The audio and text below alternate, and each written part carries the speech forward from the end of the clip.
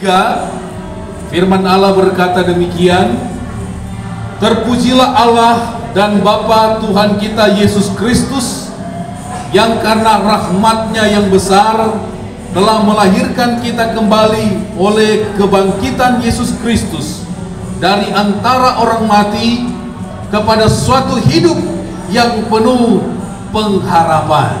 Puji Tuhan. Bapak Ibu yang diberkati oleh Tuhan, kita harus garis bawahi kalimat yang terakhir di dalam 1 Petrus pasal 1 ayat yang ketiga, dikatakan kebangkitan Kristus, kebangkitan Yesus Kristus dari orang mati kepada suatu hidup yang penuh pengharapan. Kebangkitan Tuhan, kebangkitan Yesus itu, kalau saudara baca di dalam Injil Matius pasal yang ke-28 dari ayat 1 sampai ayat 10, di situ peristiwa di mana Tuhan Yesus bangkit. Jadi kebangkitan Tuhan itu adalah fakta, adalah kebenaran. Orang yang mati kemudian bangkit dan hidup untuk selama-lamanya. Itu hanya pribadi daripada Yesus. Haleluya. Di dalam Alkitab ada orang mati kemudian hidup, tetapi dia mati lagi, dia mati. Dan di dalam Alkitab ada 2 tokoh, 3 Tuhan Yesus. Yang pertama Henokh. Kalau saudara baca di dalam kitab Kejadian, dia bergaul akrab dengan Tuhan, kemudian dia diangkat hidup-hidup. Jadi dia tidak mengalami kematian. Kemudian yang kedua Elia. Dia diangkat hidup-hidup dengan kereta berapi, kereta kuda berapi, dan dia tidak mengalami kematian. Kemudian kalau saudara perhatikan Yesus Kristus ini, dia mati tetapi dia bangkit hidup untuk selama-lamanya. Amen. Nah, di dalam Alkitab ada juga Yesus bangkitkan orang mati.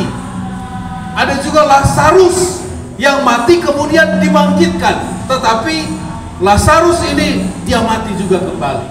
Berbeda dengan Yesus. Dia mati kemudian dia bangkit dan hidup untuk selama-lamanya. Amen. Nah, kalau saudara baca di dalam Injil Matius pasal yang ke-28, di situ kronologis tentang kebangkitan Tuhan. Di ayat yang pertama saudara perhatikan, setelah hari Sabat lewat menjelang menyingsingnya fajar pada hari pertama minggu itu, pergilah Maria Magdalena dan Maria yang lain menengok kubur itu. Maka terjadilah gempa bumi yang hebat, sebab seorang malaikat Tuhan turun dari langit dan datang ke batu itu dan menggulingkannya, lalu duduk di atasnya. Wajahnya bagaikan kilat, pakaiannya putih bagaikan salju. Dan penjaga-penjaga itu gentar ketakutan dan menjadi seperti orang-orang mati. Ayat yang kelima, akan tetapi malaikat itu berkata kepada perempuan-perempuan itu, janganlah kamu takut, sebab aku tahu bahwa kamu mencari Yesus yang disalibkan itu. Ayat yang keenam, ia tidak ada di sini, sebab ia telah bangkit, sama seperti yang telah dikatakannya. Mari lihatlah tempat ia berbaring. Pada minggu yang pertama, Maria Magdalena dan Maria yang lain dikatakan Alkitab datang untuk berkunjung di kubur Yesus.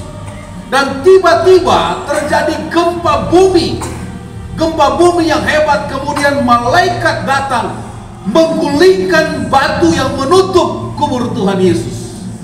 Dan pada waktu itu saksi mata Maria Magdalena, kemudian para penjaga-penjaga, mereka ketakutan. Karena apa? Ada kuasa kebangkitan. Amin. Haleluya. Saudara, kuasa kebangkitan akan memulihkan kehidupan kita. Hari-hari ini mungkin saudara berkata, di dalam keluarga, di dalam pekerjaan, sudah tidak ada jalan keluar, sudah tidak ada pertolongan lagi. Tetapi percayalah, kalau kita percaya dengan kuasa kebangkitan, Dia sanggup menggulingkan batu yang besar, Amin. batu-batu yang menghalangi kita untuk kita datang kepada Tuhan, batu-batu yang menghalangi kita untuk kita tidak mau setia kepada Tuhan akan digulingkan. Haleluya. Dan ada kuasa kebangkitan. Nah, saudara-saudara, Bapak Ibu yang diberkati Tuhan, jadi peristiwa kebangkitan Tuhan itu adalah peristiwa yang benar-benar terjadi. Ini fakta, saudara-saudara. Dan oleh kebangkitan Tuhan, kita diberikan pengharapan. Amin. Makanya saudara perhatikan, Yesus hidup, ada hari esok bagi kita. Amin. Amin. Haleluya. Ada hari esok bagi saya dan saudara. Saudara mungkin berkata, saya tidak tahu apa yang akan terjadi, mungkin minggu depan, bulan depan, atau tahun depan. Tetapi kita percaya kalau Yesus itu hidup, Dia akan memberikan pengharapan kepada kita. Amin. Amin, saudara-saudara. Haleluya. Makanya Petrus mencatat di dalam 1 Petrus 1 ayat 3 katakan tadi, bahwa ada pengharapan kepada orang yang percaya kepada Tuhan.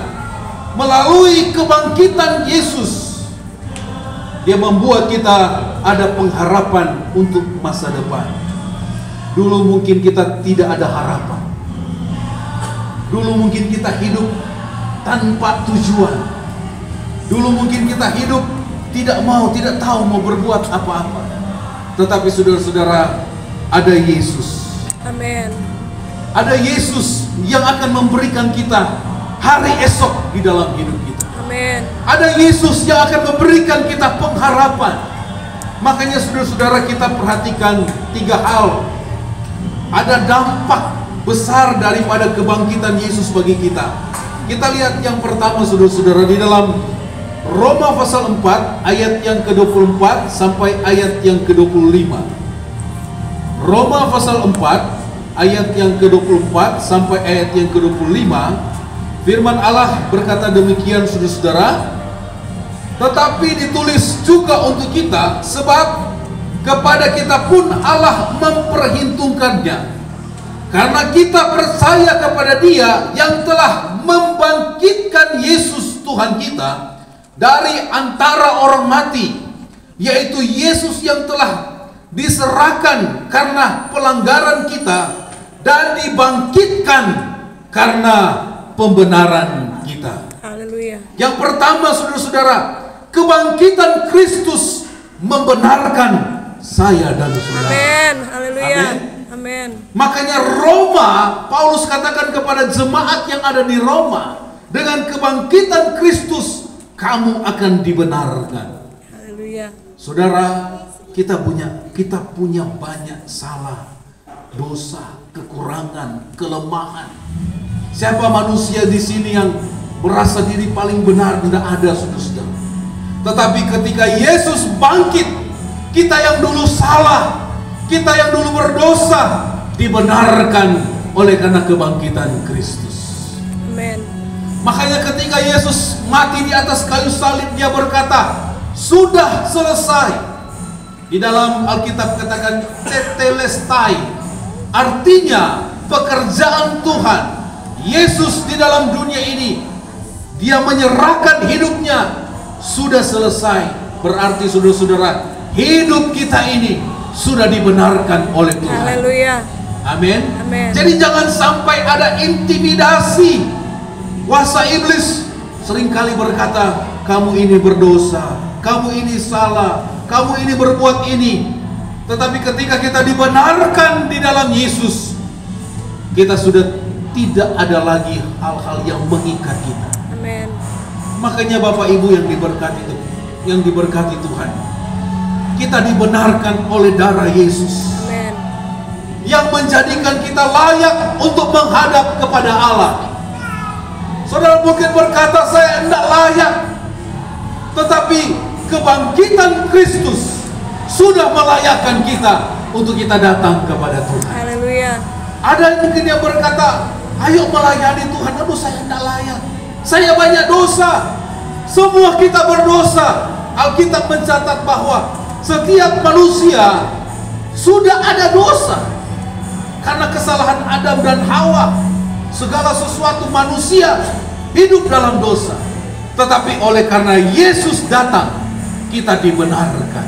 Haleluya. Amin, saudara-saudara. Amin. Makanya ketika kita datang kepada Tuhan, kita harus merasa bahwa saya sudah dibenarkan oleh Tuhan. Amin. Saya sudah diampuni oleh Tuhan.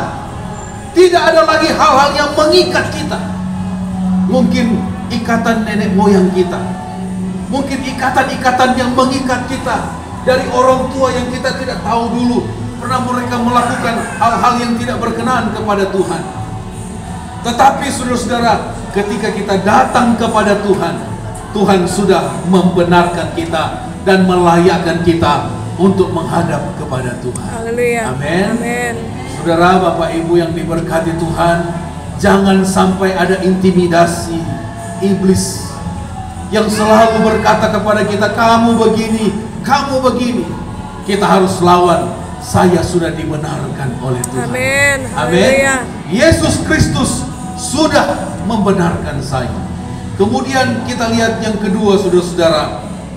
Di dalam Efesus pasal 1, Efesus pasal 1 ayat yang ke-18, Efesus pasal 1 ayat yang ke-18 dan ayat yang ke-19, firman Allah berkata demikian, dan betapa hebat kuasanya bagi kita yang percaya sesuai dengan kekuatan kuasanya yang dikerjakannya di dalam Kristus dengan membangkitkan dia dari antara orang mati dan mendudukan dia di sebelah kanannya di sorga. Haleluya. Yang kedua, saudara-saudara, kebangkitan Kristus, kita akan melihat kuasa Allah. Amin. Makanya Paulus katakan kepada jemaat yang ada di Efesus, betapa hebat kuasanya bagi kita yang percaya. Amin. Ketika kita percaya, kita diberi kuasa. Kuasa yang pertama adalah kuasa kita di mana menjadi anak Allah. Makanya orang Kristen, anak Tuhan disebut anak Allah. Dan kuasa itu yang memampukan kita untuk kita menghadapi hidup ini. Dan dikatakan di dalam Efesus ini, Paulus katakan, betapa hebat kuasanya bagi kita yang percaya. Haleluya. Kalau kita punya kepercayaan kepada Tuhan, saudara punya kuasa. Makanya ketika saudara sakit, saudara berdoa dalam nama Yesus, di situ ada kuasa. Amin.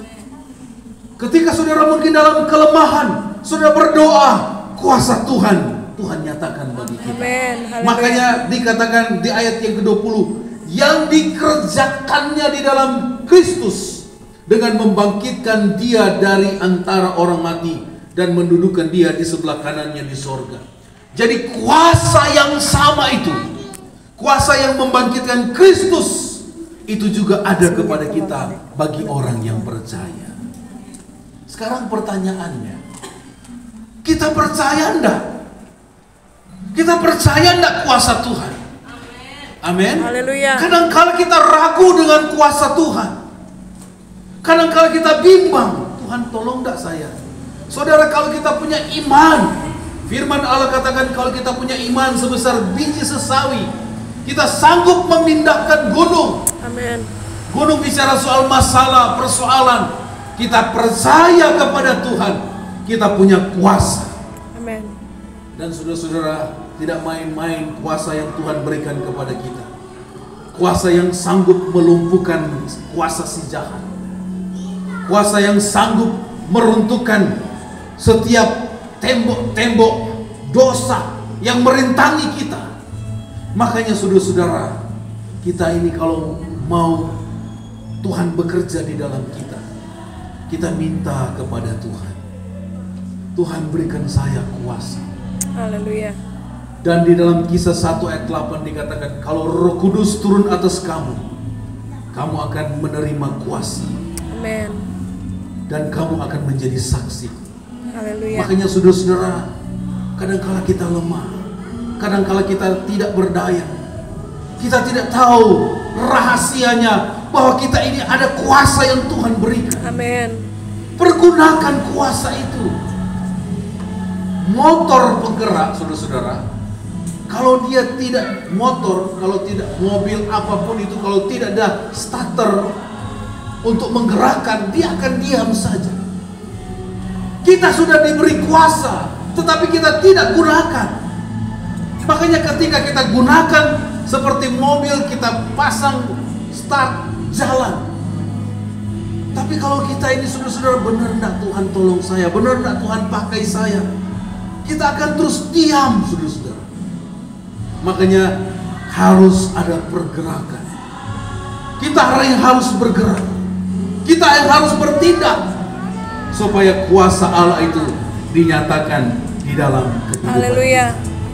Kemudian saudara-saudara, yang terakhir di dalam ayat pokok tadi yang kita baca, kuasa kebangkitan memberikan kita pengharapan. Amen. Untuk hari esok. 1 Petrus 1 ayat yang ketiga dan ayat yang keempat. Saudara perhatikan di situ, kita sudah baca tadi di ayat yang ketiga. Dikatakan di bagian terakhir, kebangkitan Kristus dari antara orang mati kepada suatu hidup yang penuh pengharapan. Ayat yang keempat apa saudara-saudara? Untuk menerima suatu bagian yang tidak dapat binasa, yang tidak dapat semar, yang tidak dapat layu, yang tersimpan di sorga bagi kamu. Amin. Haleluya. Saudara, ada mahkota, Amin. ada berkat yang menjadi bagian di dalam hidup kita yang tidak dapat binasa. Amin. Firman Allah katakan tidak dapat semar, tidak dapat layu, tersimpan di sorga bagi kamu. Amin. Jadi kuasa kebangkitan ini memberikan pengharapan kepada kita, ada hari esok bagi kita. Amin.